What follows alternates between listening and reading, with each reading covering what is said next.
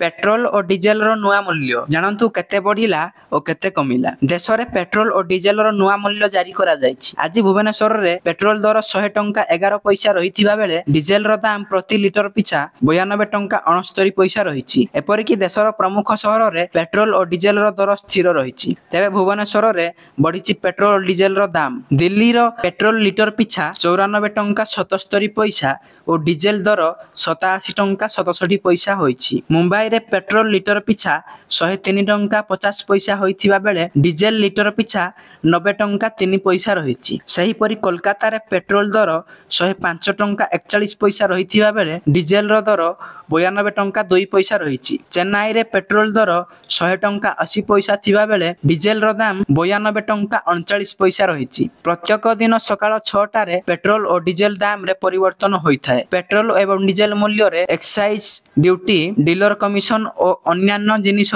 जोड़िबा परे एहार मूल्य प्राय द्विगुणित होय। वैदेशिक मूल्य सहित अंतर्जातीय बजार रे अशोधित मूल्य उपरे निर्भर करी पेट्रोल और डीजेल मूल्य प्रतिदिन बदली था।